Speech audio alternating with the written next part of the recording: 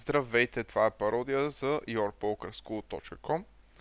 В това видео ще разглеждам ръка от 1 доларов Six Max турнир с 2,5к гарантирани долара в PokerStars. Нека първо ви показах който ще използвам, тъй като имаме повече ръце за опонентите. На първия ред е името на играча, след това е бет на флопа в Limited Pot. Втория ред имаме VPIP, префлоп рейс, 3bet и фол срещу 3bet. На следващия ред продължава залог на флопа, фолд продължава залог на флопа, рестил и фолд срещу стил. И на последния ред имаме опит за кражба от късна позиция, опит за кражба от малкия блинд, донгбет на флопа, агресен фактор, агресията в проценти и броя на ръцете. Така, нека започваме с ръката. На малкия блинд сме. Нека видим какво се случва преди нас. Един играч, който е съмнително пасивен липна. Тоест очакваме в диапазона му да има и силни ръце. Виждате, че рейзва само 4 пъти от 190 ситуации. Тоест тук той може да има асой поп, асой дама, десятки, валета, дами.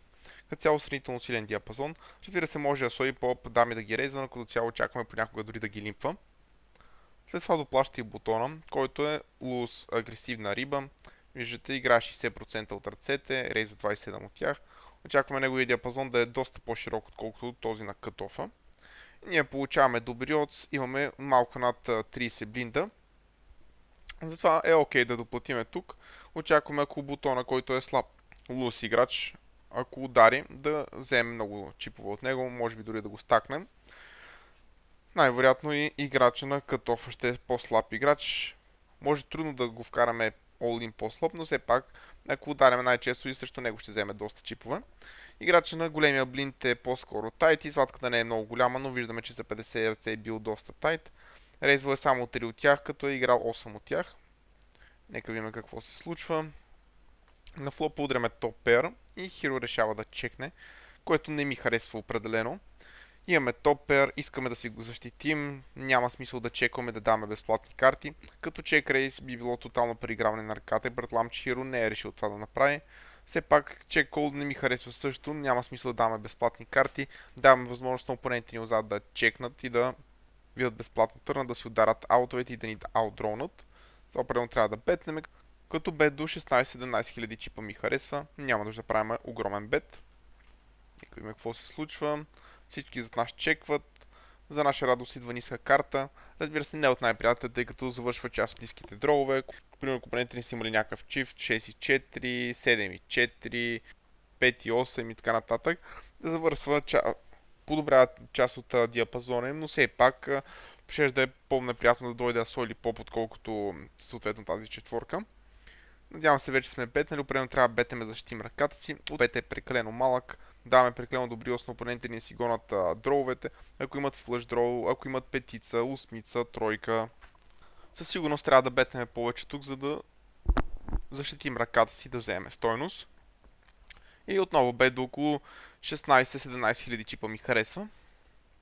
И за наше нещастие Николва двама и идвам едновременно хубава, едновременно лоша карта. Хубава, тъй като вече имаме два чифта, но лоша заради това, че завършва както флъша от търна, така и ако някой от опонентите ни е липнал 5-3 сютед. Очаквам понякога опонента на бутона да го прави, тъй като е слаб лус играч, но катофа очаквам почти никога да няма диапазон с подобна ръка. Сигурно тук бих бетнал за стойност, не виждам смисъл да чекваме и да даваме възможност опонентите ни видят безплатен шоутаун.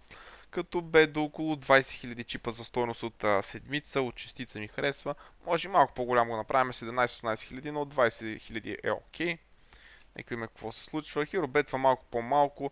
Малко мъничък е бета, това е по-малко от 30% от пота. Нека кажем, че все пак е окей. Много по-добре отколкото да чекваме, да чек рейзваме, да чек колваме и така нататък. Тъй като когато чек колнем много често само по-силни от нашата ръка ще бетнат, всички по-слаби ще чекнат отзад. Затова съответно бет фолд тук ми харесва най-много. Но чакам по-слаба ръка да ни рейзне, затова няма смисъл да бет колваме. И съжаление, двамата ни опоненти фолдат. Разбира се, от една страна сме щастливи, тъй като никой не ни е рейзнал и не се налага да фолдаме толкова силна ръка. Но все пак искахме да вземем стойност с нашите два чифта. Надявам се видеото ви хареса и научихте много нови неща. Очаквам вашата обратна връзка и оценка в секцията за коментари към видеото. Ако искате да дискутирате видеото, ако не сте съгласни с нещо, ако искате да добавите нещо, очаквам в темата на видеото в форума на yourpokerschool.com. Там може да коментирате и да го обсъждате. Ще оставя линк в описанието на видеото, за да е по-удобно да видите темата. Това беше пародия за yourpokerschool.com. Успех по масите и до следващия път!